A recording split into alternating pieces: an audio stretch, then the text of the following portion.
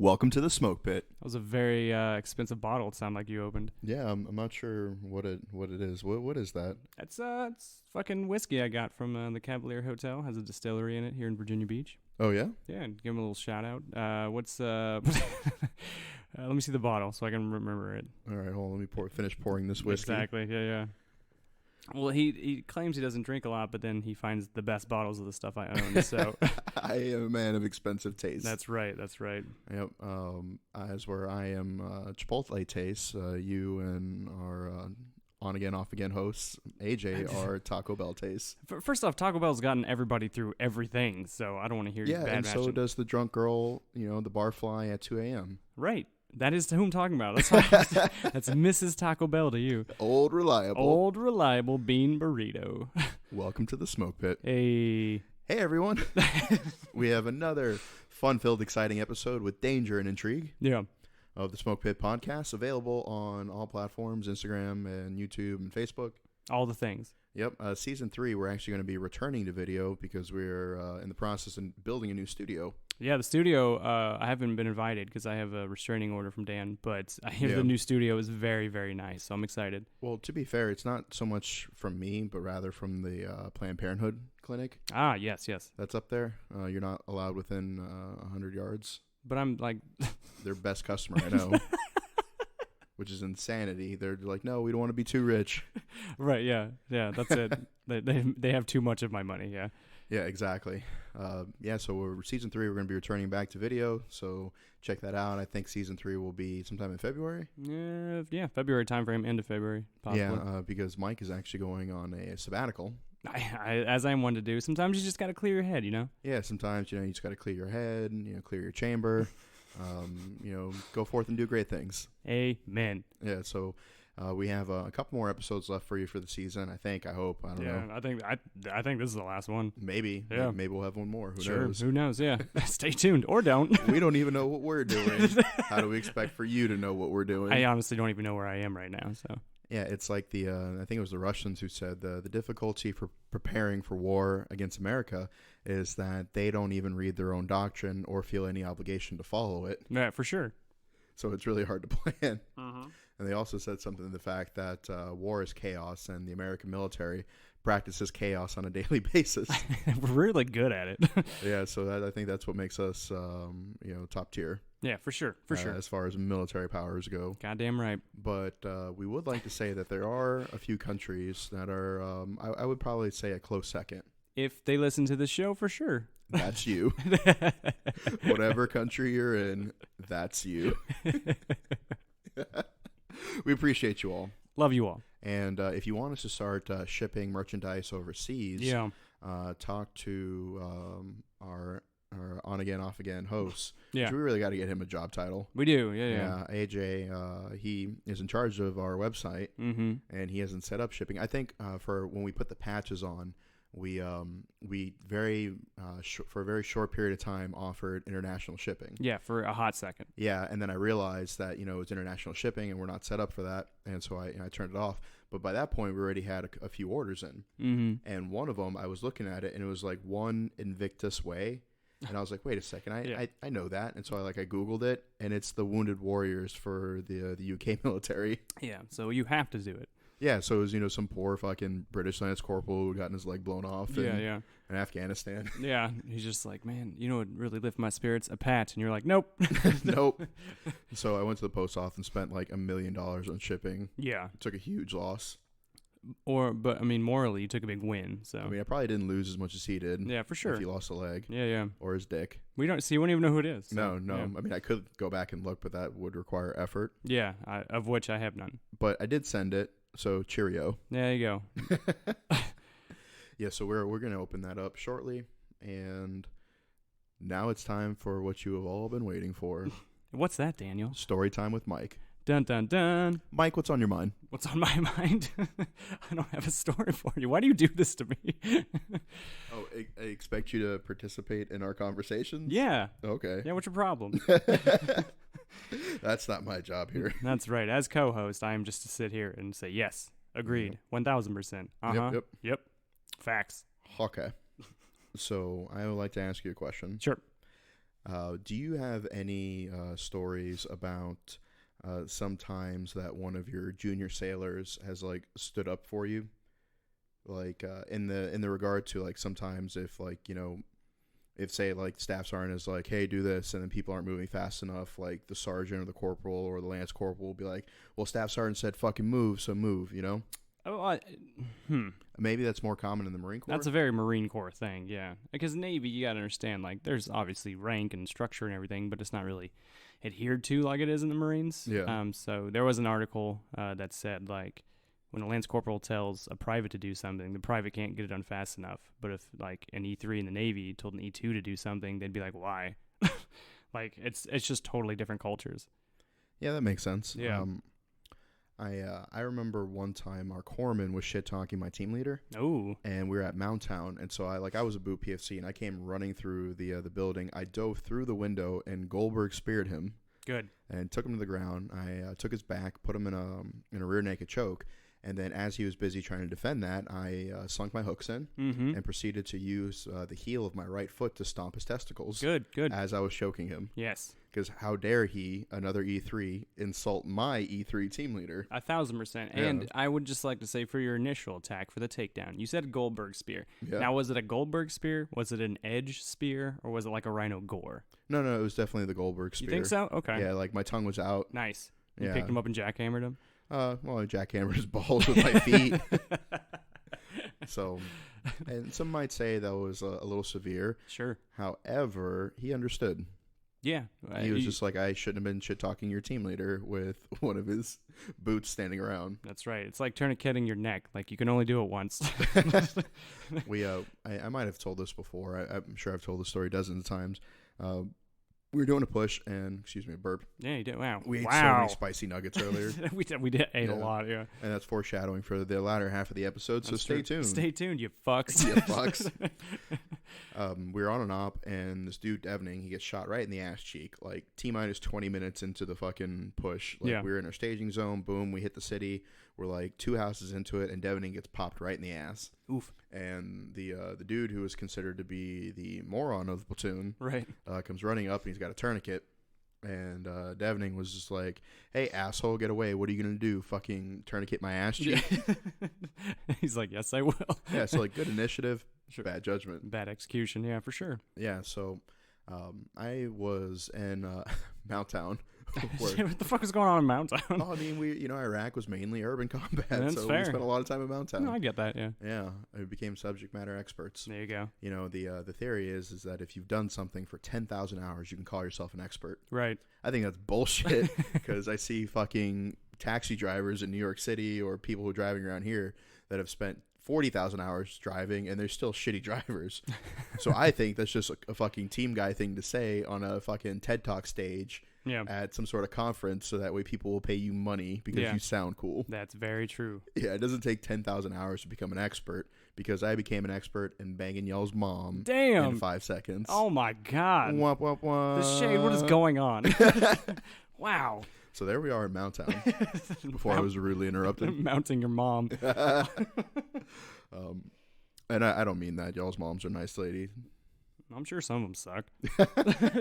I mean, statistically, theoretically, they all do. I mean, that's how we all got here. You know? Wow. Like, there's 7 billion people on the planet. So I mean, theoretically, at least 3 billion women got cream pied. So, sure, like, I mean that makes sense. But at the same time, so just our listeners' sake, like I don't know our numbers as of today. I mean, they're pretty high. So you got to think out of all the mothers that are associated with the listeners, some of them suck. Yeah, they have to. And I feel like there's probably a handful of people who got like really fucking itchy buttholes over that. Yeah, for sure. It's like, that's my mother. Right. Like, what kind of fucking Freudian fucking relationship do you have going on? Exactly. That a person who clearly has never met her, probably never even been to your hometown. Exactly. Like, appears to have intimate knowledge, and you're getting, okay, really?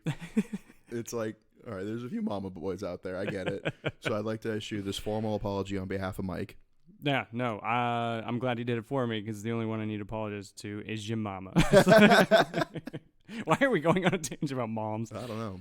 I think love you started it. Yeah, well, I'm going to finish it. That's how people become moms. Anyway, back to Mountown. Yeah. Mountain your mom town. I remember being in like there and like we're like cleaning our weapons after a day shooting blanks, you know how like that. Yeah. And one of the boots like looks over and he's like, Sergeant, like, why do you only wear one knee pad?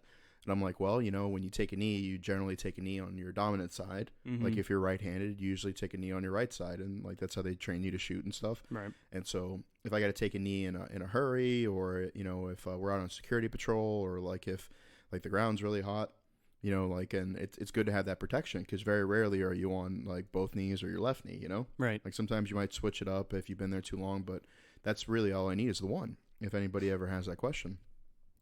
And so something had came up to the fact where one of the fucking Lance Corporal team leaders was just like, hey, Boot, did you really just fucking ask the sergeant a question without fucking asking someone else first? Like, I could have fucking answered that. Right. And he starts fucking getting hammered to him, and he's like, how fucking dare you talk to a fucking E5 without fucking talking to your E3 first? And like in my head, I was just like, yeah, I'm getting old and soft. Like, that's the right thing, you know? Sure. Like if I was a Boot, I wouldn't have talked to my squad leader without talking to my team leader first, you know? Yeah, definitely not. And so he comes over and he rips the fucking knee pad off of my fucking knee and goes over to him, and he puts the knee pad in the Boot's face and tells him to stand up and stand at parade rest for my knee pad. Oh, wow. And he's like, this knee pad has spent twice as much time in the fucking shit as you've been in the fucking Marine Corps.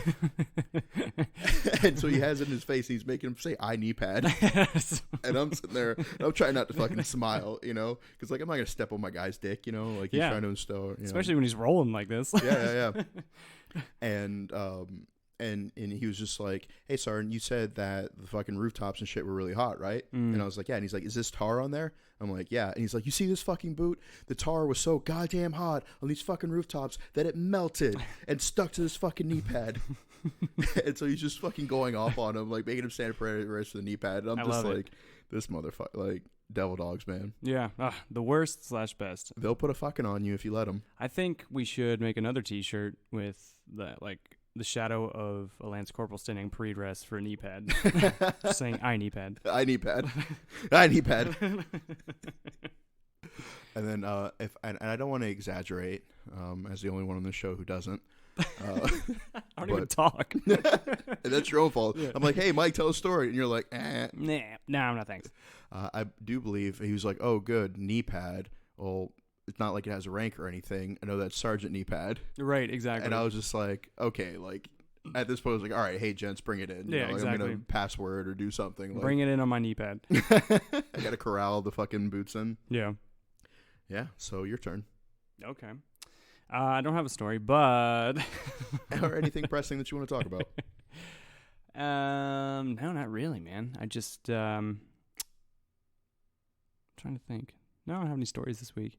No, have I told was it on another podcast or our podcast? I told the story about the koala STD scare.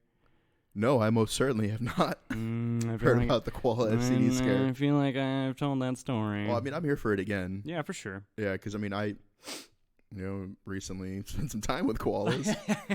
So some things that sleep all day and riddle chlamydia, and I'm not talking about just my ex. Hey, we need a soundboard.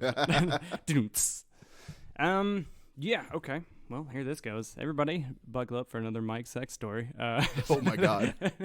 This is for like 6 years ago now? 5, 6, yeah, about 6 years ago. So I was coming off of leave, about to fly back to my glorious base, and I was sitting in the Indianapolis airport with a girl I'd met on Tinder that night. Ooh. And so, and so she was like, yeah, we can, like, I pretty much told her, I was like, yeah, I mean, it'd be cool to go out and stuff, but I'm flying back tonight, so, like, I mean, yeah, that's it. So it'll be like a one night kind of thing. And she's like, I'm down. So we had dinner and stuff. She's super nice, and she was she worked at a local zoo and stuff, so she was like super into animals, obviously, and we talked about animals and blah blah blah.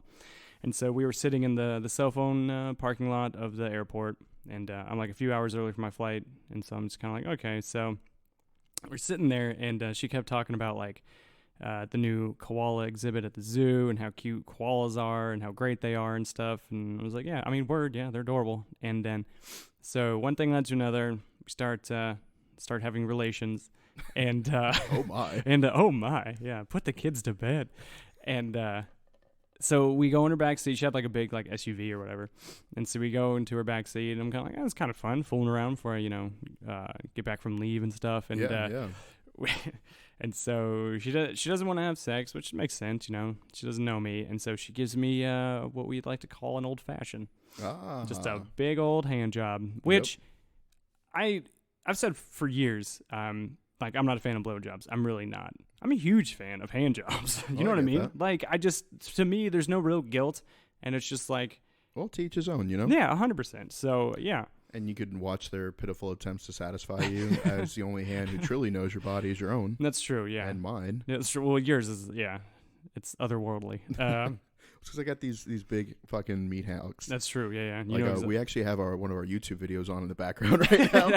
And I'm looking at, like, I have troll hands. Yeah. Like, those are the hands that look like they built bridges and the skyscrapers in New York. Yeah. And yours just looks so soft and manicured. Never seen the sun. Never seen the sun.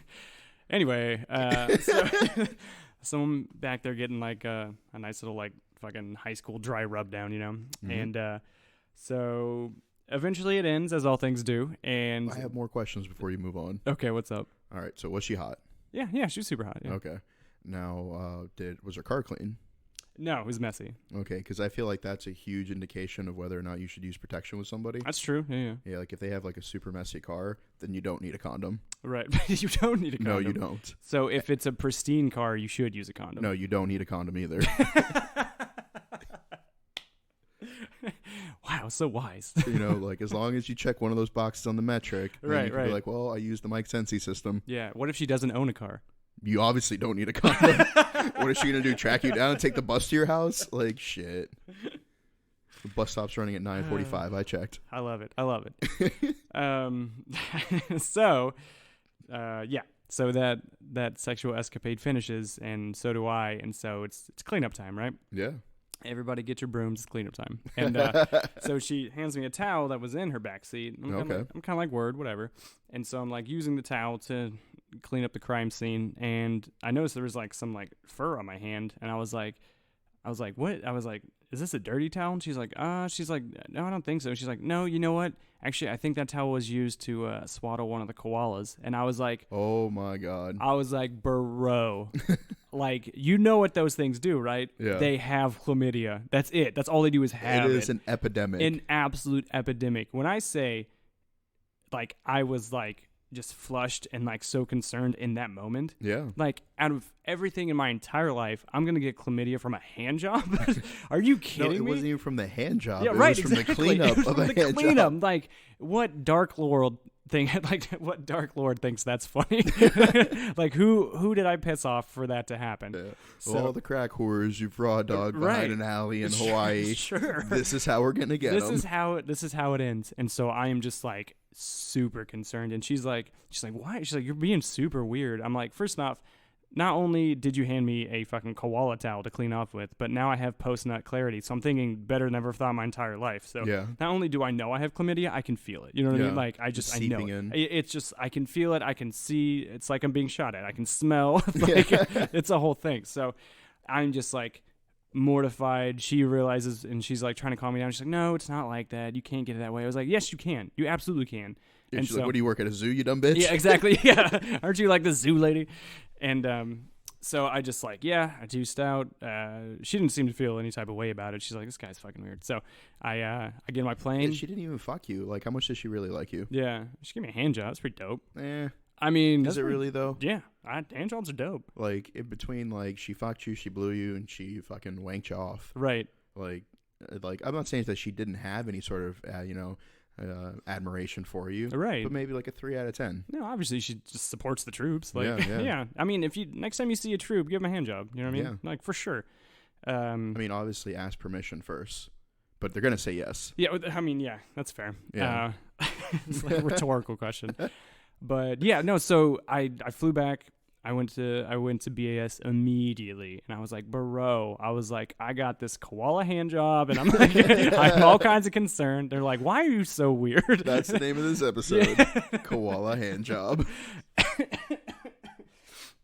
And so they test me, and I'm fine, and then I came back a little later, because, sometimes it doesn't, happen overnight, so I go back a few months later, still fine. So I didn't get anything from it, but, like, bro, that's out of all of my life, that was the one time I was like, I need to get tested. Yeah. And it's from a koala who I've never met. I didn't know this koala. You didn't find out the koala's name? No, I didn't know his or her name. You know what I mean? Wow. Like, no, I knew nothing of this koala. So that is the koala handjob story. Did you ever talk to this young lady again? I think we had each other on Snapchat after that for a few months, but then I ended up deploying, as one does, and just kind of lost contact. So, don't say it out loud, obviously, but do you remember her Snapchat? I remember her first name. Do you think we could find it and send her ominous koala chlamydia related content? Well, it's been like 6 years. So Hey, petty has no limit. I doubt. I have a feeling she's given a lot of dudes hand jobs and given them koala STDs. So I feel like I don't even know if I'm memorable in that way. So Yeah, she's like, you and 1,000 other guys, buddy. Take yeah, a number. exactly. Yeah, get out of here. Feeding his penguins or whatever. Super busy. Yeah, exactly. She's like, koala chlamydia. Yeah. It's not like I gave you penguin syphilis. Exactly. Yeah. You call me when you get lion AIDS. Oh, man. Speaking of which, this episode is brought to you by Strikeforce Energy. Hey. Discount code Smoke Pit. Whenever you get lion AIDS, drink this, and it will probably not cure you, but you'll have the energy to beat the ass of whoever gave you penguin syphilis. That's right. Yeah. It's an epidemic. Yeah, you can put it in your beer, your water, your butthole, like whatever you want. Yeah, for sure. Yeah, probably don't put it in your butthole, though. Yeah, please don't. Or do. Or do. I don't fucking know. I mean, we kind of need someone to figure this out. I don't want to be the one to figure it out. Like so. their president won't return my text about these matter. He won't. He's very upset. You keep saying butthole. Yeah. And also check out combatcomeover.com. Mm-hmm. You can find pomades and beard oil and hair products for your head hair and your butthole hair. Right. You know, whatever you need to be groomed. This shows a full service. Yeah, it's absolutely products for your butthole. Full service. Use our discount code SmokePit. Yep. As well as grillyourassoff.com. Seasoning, you guessed it, for your butthole. For your butthole. Everything we endorse is strictly for your butthole. I mean, like, as a Navy man, Yeah. I feel like this is near and dear to your heart. It's near and dear to my butthole. Yeah, exactly. You know, like, prostate health is the Secretary of the Navy's #1 concern. As it should be. You know, not war crimes. Yeah. Other things. Ooh, we won't get into that. Yeah. Solid yeah, dig. Yeah, it's buttholes. It's buttholes, as it should be. As it should be. Yes. You know, and if you are listening to this and you're over the age of 40, go get a finger in your butt. Yeah. By a doctor. And then go. Make sure you see the certificate first, though. That's right, yeah. I won't be fooled again. Fucking Mike just runs off in a trench coat. Yeah, exactly. Dr. Dre, not a real doctor. Not a real doctor. Shouldn't be putting fingers in buttholes. But he does. Yep. That was intense. Yeah, that was. Do you have any other animal STD related stories? No, not from Just the the last. one? Not from the last decade. No. What about the previous decade? Oof. Time will tell.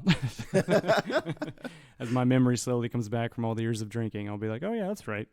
Yeah. So for those of us who are not in the room right now, which would be everyone but me and you. That's true. Would you describe to our listeners what you have in front of you? Oh yeah. Oh, we're gonna do this now. So our good friends over at Willie Pete's Chocolate.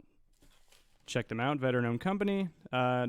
Very nice guy. He's DM'd me a few times, just like trying to shout him out. It's an upstart company. He makes like spicy chocolates, regular chocolates, all military base and stuff, obviously. Made in Connecticut. WilliePete'sChocolate.com. Check him out.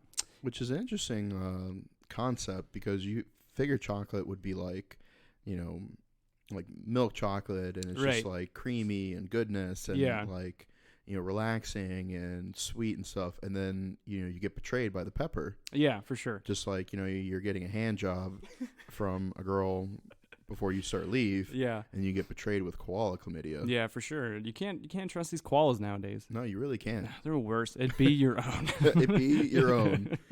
Oh, man. So he sent me and Dan, a bunch of stickers and a bunch of samples of like, we tried the dark chocolate bar he made. It was very good. Yeah, right? it was good. And but he did send us one. It's called the Moab, Mother of All Bars. And it is this half-pound chocolate bar. It is dark chocolate infused with Carolina Reapers and caramel filling with ground scorpion peppers. What the It's scorpions have peppers? Yeah, and chlamydia. Jesus Christ. So they got it from the koalas. So I just did the World's Hottest Chip Challenge the other day, and it did not go well. Like the aftermath, like my stomach's all fucked up. So But you handled it well, though. I did. No, I did. Yeah, it was. Yeah. I mean, it's obviously very spicy, but it was like Denzel and Glory, just the one tier. That's right. And nothing else. That's right. And no emotion at all. And so I don't know what's gonna do for listeners, but I'm gonna eat a piece of this bar. And he said commentate. Then he'll commentate. So here we go. Now, I think maybe I'll commentate in the style of like JR. As you should. And Jerry the King Lawler. Stop the damn man. All right, so he's putting the bar in his mouth. Very experienced with putting large things in his mouth, and his eyes immediately lit up. Oh my God, he's pointing to his oh shit, there's milk. There's milk. Fucking drink the milk. Spit it out. Michael, you're a young man. Bro, I'm not even kidding. This is crazy spicy. Better or worse than the chip? It tastes better. It tastes really good. Yeah, spicier or less spicy? He's speechless, folks. You heard him. Oh, he's working on it. He's fucking hurting. He's over there fucking breakdancing. Bro, like, the color has brought to your face. Like, you're a shade of purple I've never seen. Bro, this is painful. Then drink the milk. Yeah. So do you feel like you disappointed your high school guidance counselor? Constantly. Holy shit, dude. What did your parents want you to be when you grew up? Out of jail. Well, I mean, that's Indiana standard. Oh, he's hiccuping now. Bro, holy shit. Oh, fuck. Oh, my God. You feeling all right over there? Bro, do you need Tums? Oh, God. What can I do to support you? You just sit here and look pretty. Oh, I'm failing at that. Holy shit. Bro, and you only ate like a piece of that. I literally ate, and you wanted me to have some of that. And I was like, seeing as I don't hate myself anymore, I will not be doing this, and I am holy glad. Shit. That was so rough, because like... Stand by. All right, so he's finally drinking some of the milk. Oh, man. From a mason jar cup. Bro. Classic redneck. Bro. This sucks so much because, like, it's obviously very spicy. Yeah, obviously. But it's so hard to eat because it's a chocolate bar. Yeah. And it has caramel filling, so you have to, like, chew it. Like, you have to suffer through it. Yeah. It just so doesn't much go right more. down the hatch. Do you think the caramel, like, coated anything? The chocolate did for a little bit, but... Yeah. Oh, my God, man. Oh. And you know what the fucked up part is? What's that? Is how your mouth and stomach feels right now is how my heart felt in the beginning of the year. Oh. Yep. You felt like you were going to shit blood? Yeah, honestly, I did. Oh, my God, dude. Holy shit. So as Mike is sitting over there suffering from self-induced pain. Willie Pete's Chocolate Company. As he's one to do. Holy shit, dude. I will say that I do appreciate all the support that everybody has given me as I struggled through my own journey and trying to share my experience with other people. And we also want to take this time to say thank you for all the messages that we've got from people who say, you know, your podcast has helped us out. You inspired me to go seek treatment or to get tested or to be honest with myself and with those around me. And so we do this for you guys, and it's important for us to always remember where we came from and always remember the community which we serve. Because at the end of the day, if we don't serve each other, if we don't take care of each other, who else will? Fucking A. Bro, I'm like struggling. I know, that's why I was ad-libbing there. No, it was really good. No, way to put the positive message forward while your boy's dying next to you. Yeah, but then again, self-induced. And I think that's a real good metaphor for what a lot of people go through. I'm going to blow my nose real quick. Keep riffing. People may not want to admit it, but sometimes you are your own worst enemy. Mm-hmm. It's like, do you really need that 8th beer when you know that you have work in the morning? Do you really need that fucking 12th bump of cocaine? You know who I'm talking to. But yeah, at the end of the day, it's just like, you know, we all have our shortcomings and stuff, and you have to be able to know yourself and seek self-improvement and identify what's going on in your life. And so if it's anxiety, you know, you got to try to meditate. You got to try to take control of your emotions if it's depression, you got to get up and fucking do something about it. You can't just sit in a dark room and expect to feel better. You know, like if you're sad because you don't have a partner, like fucking brush your teeth, get a nice shirt, go out, volunteer, like do some shit to fucking, you know, get laid. You know, Right. if you're upset about an ex, like, you know, find a way to help people. And I find that the more you focus on other people, the better you feel about yourself. And as we put so much time and effort into the media company and the podcasts and the memes and the videos and the products and stuff, Yep. I definitely feel that we've all grown, and we've all been able to experience that personal growth and sense of satisfaction. Where there's a lot of times where, like, I don't think that, you know, either you and I would be here if it wouldn't be for all the people that we knew would miss us and rely on us. You know, Very, very true. Yeah. My favorite thing about, if I could suck the dicks of the listeners, the dicks and the clits, is that, like, when you guys give us your personal stories, like, it's always nice, obviously, we get, like, a message or something that says, like, oh, I love the show, appreciate it, and we appreciate you, and that's great. But it's like when we get those messages or those notifications or even people in person that come up or do whatever and say, like, I listen to the show when I'm experiencing this, and this is my job, and this is how it helps me, and this is, you know, like, when they make it personable to them, that means so much more, because much like we bring everybody in the world into our world every week on Tuesday, they let us into theirs for a half a second. So that just means the world. it does. And I mean, sometimes we get some really fucking heavy messages. Yeah, for sure. Yeah. That get sent to the group chat, and like all of us are just like, what the fuck are we supposed to do with that? Like, holy fuck. Yeah. And at the same time, I know we unpack some pretty heavy stuff on the show ourselves. Yeah, 100%. Like getting chlamydia from a koala. I didn't get it. I was just scared. Yep. And so we appreciate all the candor and the openness from you, the listeners, and I hope you guys appreciate us putting our most embarrassing moments, our fears, our hopes, our aspirations out there for you guys to share. It's all for you. Yep. All right, then. So we are going to take a quick commercial break. So some hard dick dragon slayers got together and made a fucking movie. It's called A Grunt's Life, and it's on Vet TV. You should check it out at gruntslife.com or vettv.com. I think they've got free trial subscriptions, so you got absolutely fucking nothing to lose and everything to gain by supporting this veteran-owned endeavor, trying to bring humor and camaraderie, which is pretty similar to our mission. So that's why we support it. Also, check out warfighterscuba.org. They're a nonprofit that does diving trips for combat wounded veterans. And if you weren't combat wounded, please consider donating, so that way these warriors who left it all behind can get a chance to go on a super dope trip. So, Mike, one time we were in a firefight, and a staff sergeant looks over at everybody, and he's like, "Fire at will, fire at will." And I looked over at him, and I was like, "What did Will do?" Right. And everyone glared at me. Yeah. And no one laughed. And everyone killed Will. Not even a chuckle, but hey, that's show business. That's show business, baby. Not everything's going to be a home run hit. Yeah, for sure. But that joke was womp, womp, womp. You've been doing a lot of dad jokes lately, and I dig it. Yeah, as we all get older. Yeah.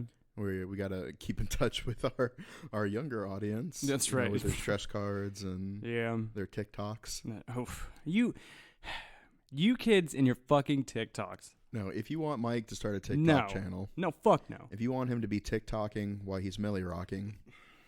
I hate everything about what you just said. Because you don't understand it. I've vented about TikTok before. I feel like I'm going to go on a tangent, but... Yeah, go for it. We got time to kill. We got time. Yeah, fuck it. I know your buttons. Listen, I'm all about TikTok as an app. I think I've seen a lot of both military and civilian alike. I've seen a lot of creative, funny, expressive, artistic things on there. But, however, if you're on there trying to be cute in uniform with cringy music playing in the background, I will fight you on sight. I don't like how people think.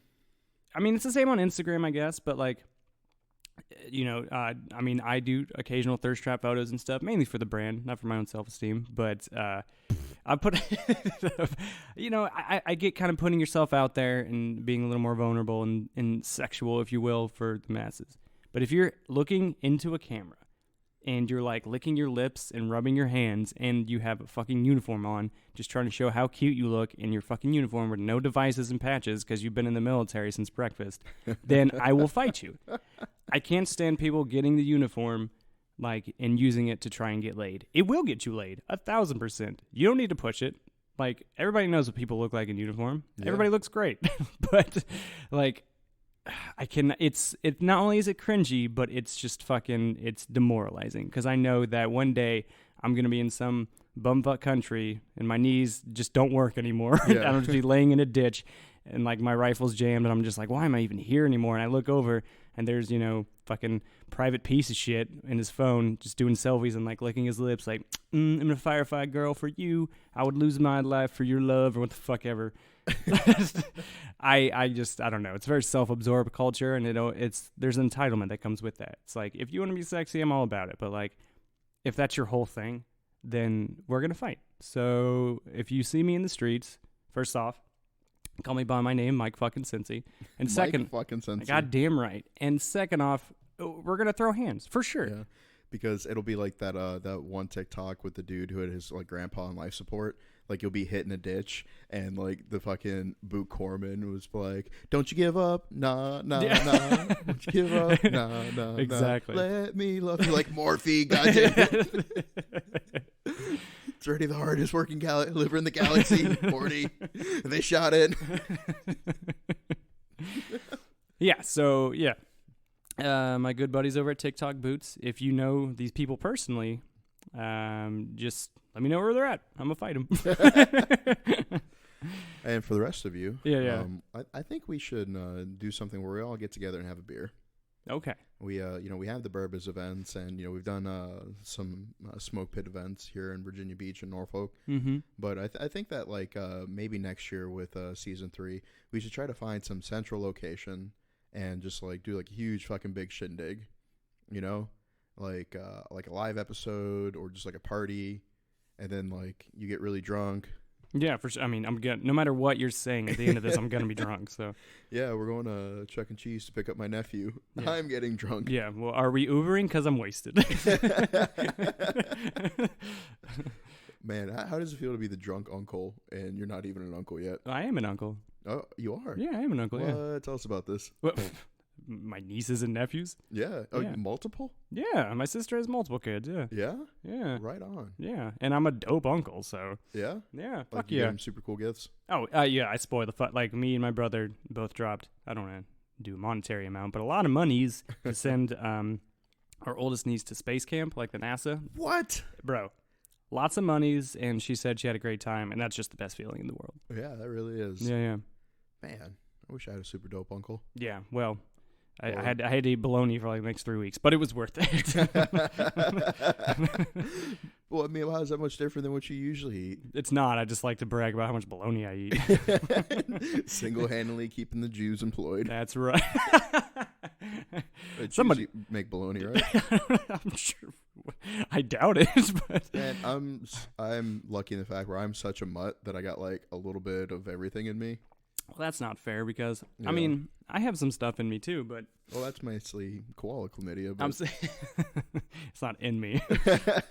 Well, I'm more. like... Yes. Well, I'm like 6% African, according to my DNA test, but yeah. I don't think that gives me an inward pass, so... Nah. All that does is give you good handles on the court. That's true. I have good handles. I actually have a better catch and shoot form than most people. Most white people, for sure. Because white people can shoot, but a lot of them can't catch and then immediately shoot. Yeah, it's only like 3s at the arc. Yeah, oh, for sure. I'm Larry Birding the fuck out of the ball if we're playing pickup. Yeah, I think at least once a month you send me a video of you doing a no-looker jump shot at the basketball court and missing. Yeah. And you're like, is this funny? And I'm like, it was funny the first time. I've done the same joke so many times. Yeah, we've been friends for almost 2 years now. Like, which surprises a lot of people. That's true, yeah. Yeah, especially when we don't just started and we'd only known each other for like 4 or 5 months. Yeah, like not long at all. Yeah, and people are like, "Oh man, you guys have all this chemistry. Yeah. Like you're fucking." Yeah, exactly. Like, wow, you guys should have a podcast. Yeah, we're just sitting with our hands on each other's knees at at the bunker brew house. Exactly. Yeah. And like, wow, why don't you guys get a room? Yeah, and like we did. You guys start a podcast together. Yeah, and in that room do a podcast. Yeah, I was talking to my lady friend about this, and saying that like, oh, like my boyfriend has a podcast is like the modern day equivalent of saying my boyfriend's in a band. Yeah, exactly. Yeah, because it's like it's almost like the same median, you know? Yeah. Because it could either be a good podcast or a shitty podcast or a good band or a shitty band, you know? Yeah, I mean, for every, band of Ramones that start in a garage, there's always that band that opened for the Ramones and never made it anywhere. So I like to think we're the Ramones in that retrospect. Yeah, and so if you guys like the cream pie stories and banging fat chicks and Mike being drunk, then why is all the content lean on me? Hey, you are a fucking pillar in this organization. I try. All right? I try. I don't know if you've noticed, but there's 2 skulls on the flag. If there was just one skull, it wouldn't be the Smoke Pit. It would be the dance show. Welcome to the dance show. I'm gonna talk about this shit that I took for 30 minutes. My legs fell asleep because I was looking at memes. That's right. Yeah. So again, if you like all that shit, share the podcast with your friends. We appreciate all the support that we get from you guys. And we only grow by people fucking sharing us. That's true. Yeah. If you want us to be more well known, and for people in your life to share in this experience with me and Dan, then fucking share us out. It is that simple. Yeah, because it's like kinks are only shameful until they become publicly acceptable. Ooh. Yeah. So if you want my cream pie and girls to be more publicly acceptable, I mean, I'm with it. then share the podcast for sure. Like if we could get him on like Dateline. Dateline? Yeah. Like the murder show? It's a news show. Oh, is it? Yeah, they talk about, the oppression that you've received because of the lifestyle that you chose to live. Especially because you fought for that right to live that lifestyle. Goddamn right. Like it's not illegal except for like 3 states. Yeah, exactly. You're not hurting anyone. Except for like in 3 states. Yeah, except for like 3 states why it's illegal. And so it's like just, if you're not hurting anyone, like live your best life, Agreed. And I, for one, think it's unfounded that Mike has to be oppressed and judged for his terrible lifestyle when it should be more socially acceptable. I agree. Let this kink free. And if there's any topics that you want us to cover, fucking shoot us a message. For sure. And also, let us know what you think about previous episodes, too. Like, do you guys like the call-ins? Do you like the guests? Do you have anybody in mind that you think we should try to invite? Now, mind you, like, Mike and I only have so much clout. Yeah, so, exactly. Like, there's going to be certain guests that we can't get. Right. Like, we reached out to Jack Black, no return. Nothing, yeah. Nothing yet. He's too big for us. Kyle Gass was all about it, but Jack Black said no. We're like, get out of here, Gass. Yeah, get out of here, yeah. You bring Black. Yeah, and... we got some big fucking plans coming up for the new year. I am legitimately excited for season 3 and just for more of like the promotional stuff we're going to be doing. Like we just did a giveaway earlier today, and yeah, I just it's nice to give back, It is. We gave away some stickers, which we were sitting there, and Mike is looking at himself in the mirror, and he's like, "I should be a sticker." And it's not at all happened. That's exactly what happened. No, it's not. If the world would like to know what actually happened, it was. Dan was like, he sent me a cartoon version of myself from one of my pictures, and he was like, "What do you think of this?" And I was like, "It's me as a cartoon." He was like, "Bet." And then months later, he said, "Check your mail." And then I opened my mailbox, and there's just a bunch of stickers of me. That's exactly what happened. Flat out, you're like, we should have stickers with our faces on it. Now, granted, you were like Barney from The Simpsons drunk. Oh, that's fair. Like bubbles coming out and everything. Yeah, I do burp a lot. Yeah, like fucking Dumbo drunk. Dumbo drunk. You remember that old cartoon? Of course I do, yeah. Yeah, he's like hiccuping the bubbles. Yeah. Yeah, so you were hella drunk, and you're like, I should be on a sticker. And I was like, all right, cool. And then, so I made stickers.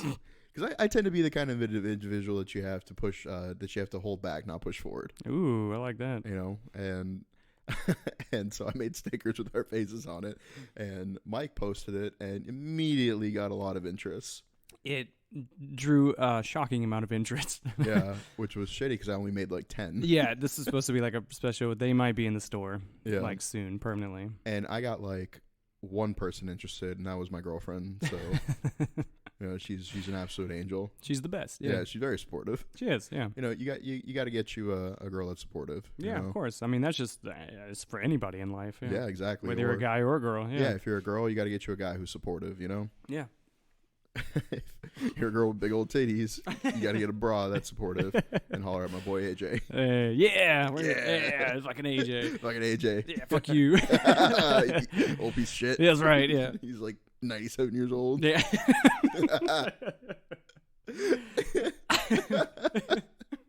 One of the greatest source of joys in my life is when seeing my friends have self-induced stress in their life. Oh yeah, is it? Yeah, like seeing you stub your toe or like, you know, AJ. I broke my toe the other day. Yeah, because you fucking punted your bed for no reason. I didn't punt it. I just was briskly walking and my toe exploded. For no reason. For no reason other than it just wanted to explode. No, you were trying to tiptoe out of a girl's room. Oh my God, it was my own bed. Yeah. That's her room. Yeah, it is now. She moved in. Jesus Christ. And you broke the fuck out of your toe. Yeah, I did. Yeah. Yeah. I reset it myself. I was very proud. Well, I mean, that's what we have Corman for. Oh my God. Like you didn't want to disturb his Call of Duty. Like, no, that's true. Yeah. Yo, speaking of Call of Duty, what do you got? Did you see the fucking our homegirl, Alexandra? She's one of the characters on Call of Duty now. Yeah, no, I saw that. That's pretty fucking dope. Yeah, Alex Zedra, Alex_Zedra is her Instagram handle, and we met up at Burbiz, and you know, she was super cool, and she does a lot of like cool like military photos and stuff on Instagram and stuff and other places, and like make calendars and stickers and shit. But yeah, so Call of Duty like picked her up as one of their characters. Yeah, no, that's fucking dope. Which is insane, because it just goes to show you that you can go from like doing like real shit in the military to actually playing like Call of Duty, like being part of the Call of Duty fucking brand. Exactly. It's usually the other way around. And the crazy fucking thing is that the Army has a fucking recruiting depot for their gaming team. Yeah. Like, you can literally join the Army to play Call of Duty. I am just now realizing that esports has reached the DoD. Yeah, like they're like Nate, the guy who was on our last episode, he's like world-class athlete program. Yeah. And there's some fucking schlub that's like, yeah, if your KD is over 5, like, come try out. Yeah, that's awesome.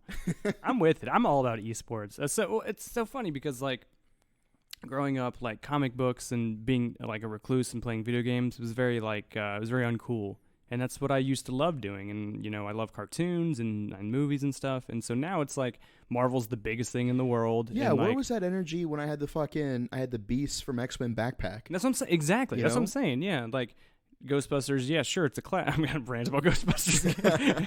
But yeah, I had a Ghostbusters lunchbox and like everybody made fun of me. But like now it's like if you have that, now it's cool. It's like retro and hip and all that dumb stuff. But yeah, Marvel's the biggest. They made fun of you because they wanted to make out with you. You did not see me as a kid. I would not want to make out with myself as a kid. Good. You shouldn't be thinking about making out with kids to begin with. Well, just myself. And yeah, so like I loved all that. I mean, Pokemon was the biggest thing in the world, and now it's still cool to do that. And like it's cool, but it's also very upsetting. So esports, I'm truly 100% on board with. Like, and see the thing with that is, if you notice, there's not a whole lot of like military guys that are like super huge. I mean, there's a couple guys, but like as far as like championship level with like e-gaming and airsoft and stuff like that. Yeah. And you know, somebody sent me this video of this kid just absolutely destroying this other team in airsoft, right? Mm-hmm. And he's just single-handedly wipes out this whole other team. And I was like, damn. And like in jest, I kind of said, man, you know, maybe that's where we should be recruiting, you know? Yeah. Like, you know, if the 3-letter agencies or, you know, some, you know, cool guy team, you know, they need an operator on short notice or whatever, or they need to recruit, like go to these places and find these kids who are just like demolishing other people and then train them to do that with a gun. Right. And then I started thinking, I was just like, but it'd probably be a lot different because like video game bullets don't hurt and BBs from airsoft, you know, really don't hurt either. Like, yeah, if you get shot in the nipple, like that shit'll suck, but you generally wear armor, you know? Yeah. Like, and, you know, thick clothing and stuff. So, like, yeah, it'll smite a little bit, but generally, like, I think the big thing for me in actual firefights is knowing what the fuck a bullet can do for you. Right. Like, to you. And that really fucking makes you much more cautious and a lot less reckless, you know? Mm-hmm. like I'm much less likely to fucking run out into a hail of gunfire, you know, to try to avoid bullets, because if you take one, you get shot in the fucking dick. Right. Or, I mean, Ugh, really God don't forbid. care too much about anything else. Yeah, right. But 1000%. Yeah, but if you get shot in the dick, like, Yeah. it's game over. Game fucking over. I'm Yeah. going full Leroy Jenkins at that point. So like BBs and like video games and stuff like that, it's not real life because there's not real life consequences. That's right. You know, like if you got fucking shot in the dick and then in a video game, and then someone like fucking Chef Rush, you know, some huge fucking swole motherfucker comes over and punches you in the dick as hard as he can, then you'd be a lot more cautious about your fucking video game playing, you know? Very true. I think the new like AI games, like the ones like you put over your eyes and shit, like it needs to be like, if you are playing Call of Duty game like that, or like a zombie game, let's say, and then like you can like see zombies in your face grabbing you, there should be people grabbing you in real life. I think everything that happens to you in the game should happen in real life. Well, I mean, what if you get jerked off in the game? Then hopefully they have a koala blanket handy. Yeah, because have you heard of the book Ready Player One? Yeah. Yeah, they made it into a movie. The movie was pretty good. The book's always going to be better because books are like, you know, dozens of hours long. Dozens, yeah. Yeah, I sent Mike this book, and he's like, "Oh, that's 8 hours." Or we were talking about like writing a book, and yeah, like, that's saying right. it'd be 8 hours long. He's like, "Oh man, that's really long." I was like, "Bro, like the audiobook I just listened to is 56 hours long." Like, no one told you to listen to the Bible on cassette.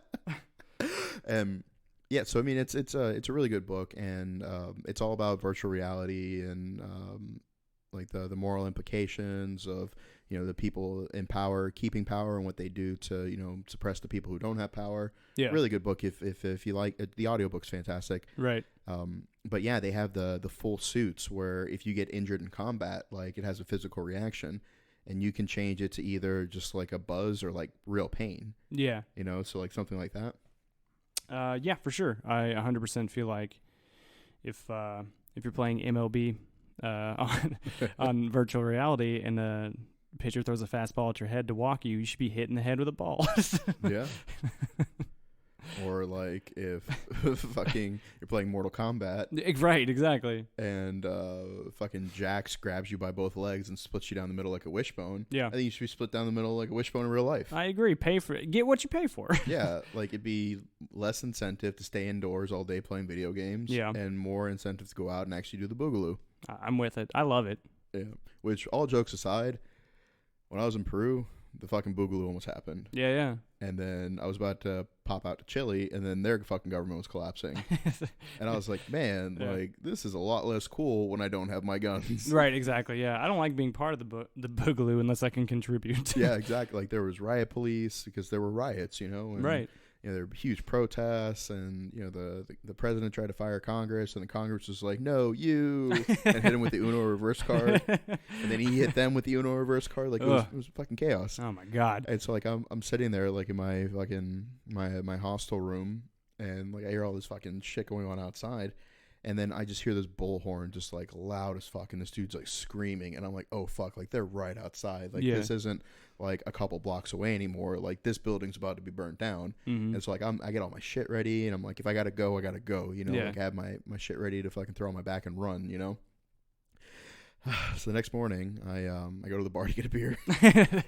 I'm waiting for my bus because, like, that right then and there, I booked a bus to get out of town. Yeah, for sure. I was like, I'm gonna go fuck off to the desert and find this oasis city, and I did that. But the next morning, I'm waiting for my bus to show up, and I'm at the bar, and I'm like, bro, like, what was up with last night? Yeah, about last night. Yeah, I was like, dude, like, what was that guy so pissed about? And he's like, what do you mean? I was like, the guy with, like, the bullhorn. He was like, oh, no, he wasn't pissed about the government. He was just trying to sell fucking, like, chips and stuff. And I was like, what? He's like, yeah, they come riding up on their motorbikes, and they just yell at you with the bullhorn to be like, hey, I got fucking shit out here. If you want to come get it, like, come get it. Come eat Death to America crisps. Yeah, exactly. And I was like, oh, you mean, like, when the fucking ice cream truck, you know, plays, like, you know, like whatever fucking schoolyard song as they like go through your neighborhood, and you're like, oh, it's the ice cream truck, and you go out and you get ice cream. Right. He's like, what's ice cream? And I'm like, I'm in South America. And then he stabbed you.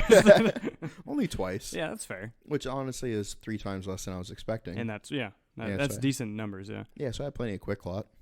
Oh Fucking quick clot. Fucking quick clot. That shit was garbage. But, dude, and it's crazy to think like how many people legit had quick clot. Like, if you don't know what it is, it's some like crazy lava chemical that like instantly cauterizes and burns and turns into like this hard substance when you throw it into like anything with moisture in it. Mm-hmm. So like if you get shot and you're an idiot, right. put a bunch of quick clot in it, Yeah. and it would basically clot the wound. So that way you keep your blood inside your body. Right, where it belongs. Yeah, but the problem is this shit was like so good at clotting that the surgeons had to like basically like cut it out, Mm-hmm. and now the wound was bigger than it was to begin with.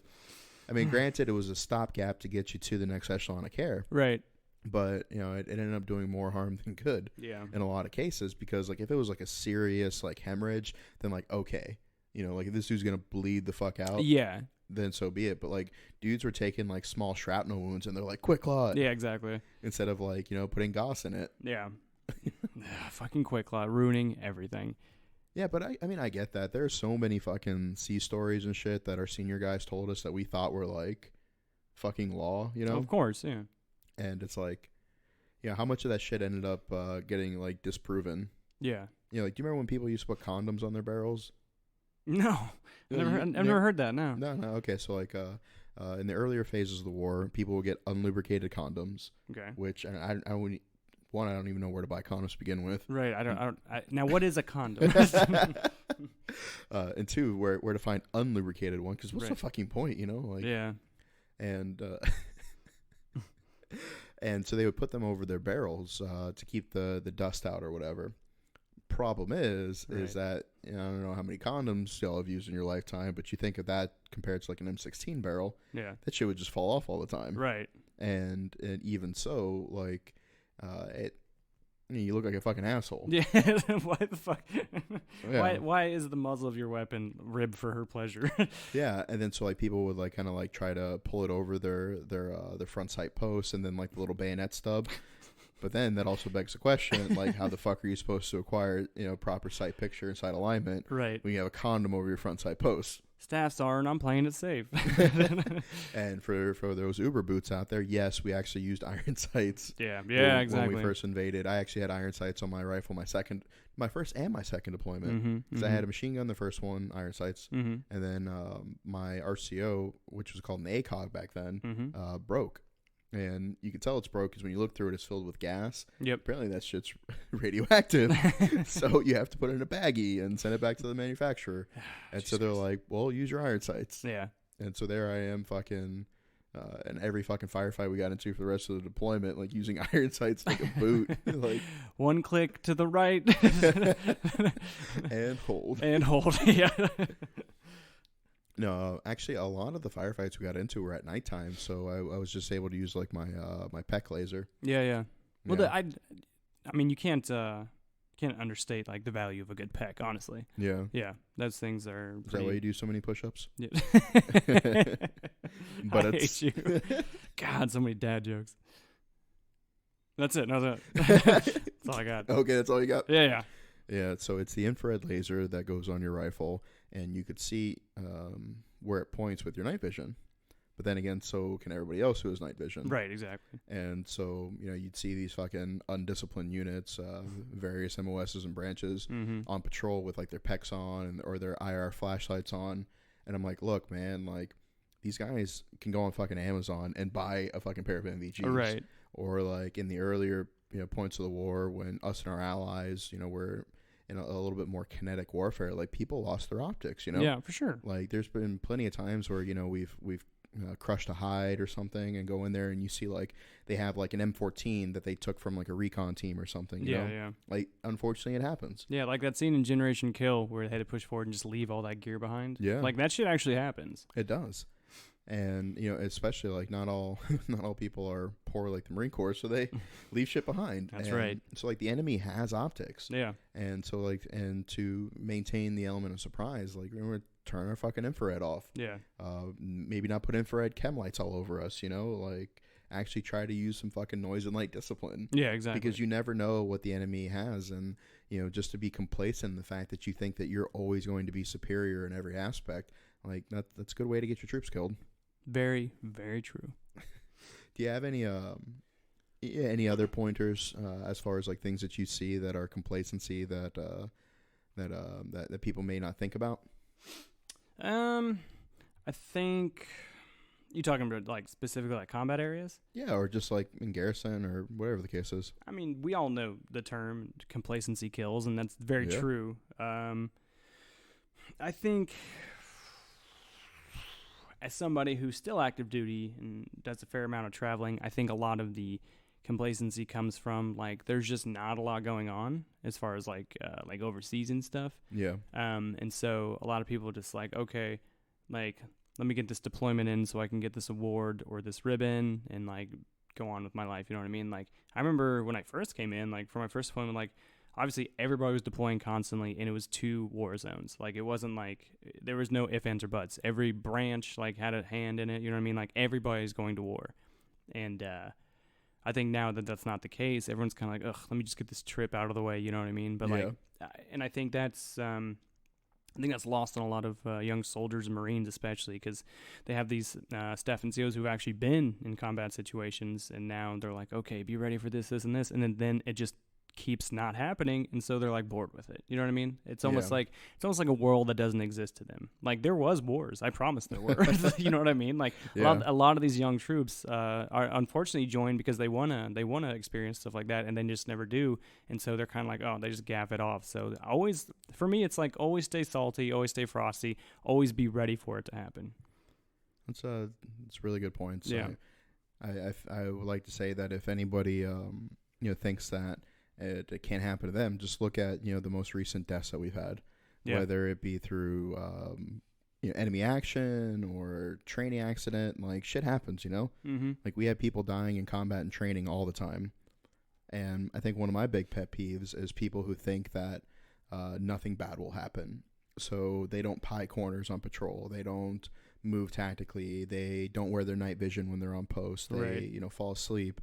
They don't pay attention to their sector of fire. They just gaff things off, because they think that it can't happen. But if you've ever carried a fucking, KIA onto a bird, that shit can happen.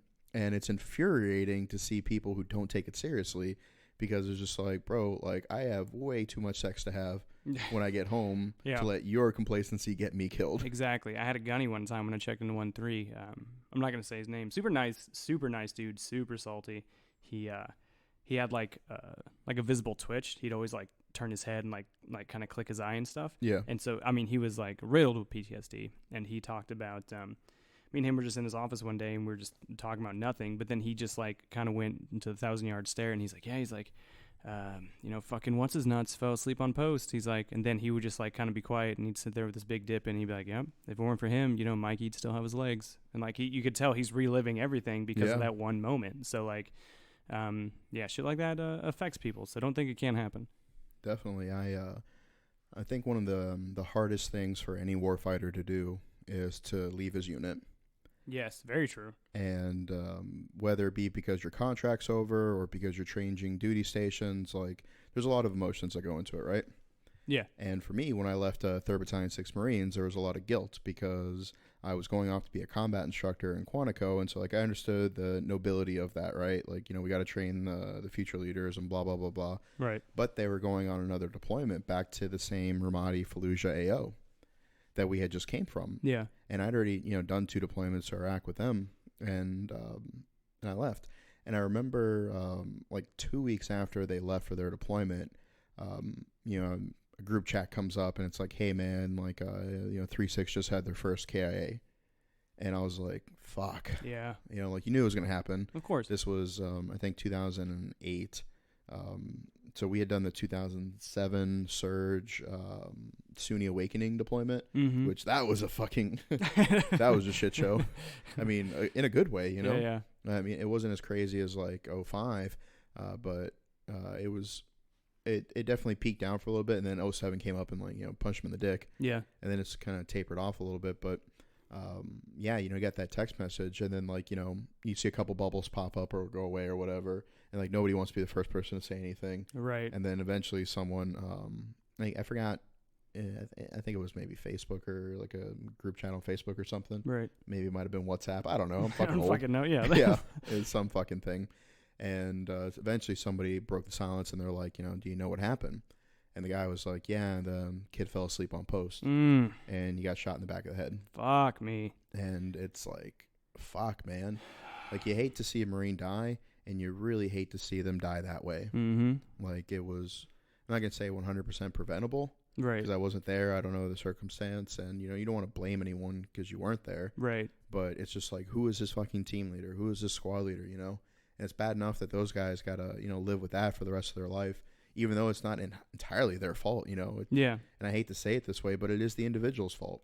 And I really hate to say it, but I know a fair amount of people who have been either killed or injured, and it's because they were doing something stupid. Right. They were doing something that they, would have yelled at one of their boots for doing if they had caught them, but they were bored and they were lazy and they were complacent, and they didn't do this, they didn't wear that seatbelt, they didn't check this corner, they didn't, sweep this area, and they paid the fucking ultimate price for it. Absolutely. And so if you think for a fucking single second that it can't happen to you, and this isn't just for the military.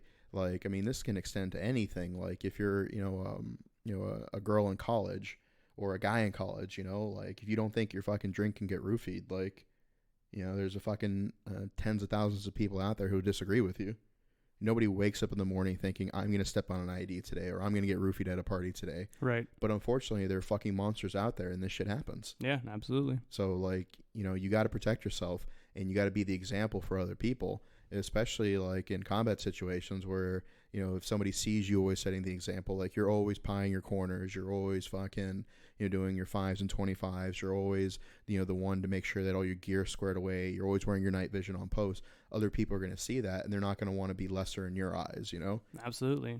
And if somebody's like, oh, well, you're fucking being a suck dick or whatever, like, you don't need to listen to that person. Right. Like, don't fucking risk your own life and the lives of people around you for somebody who's probably going to bitch and complain their whole 4 years and then spend the next 20 years with their Facebook profile picture as their boot camp picture, Of course, yeah. Be the example, not the result.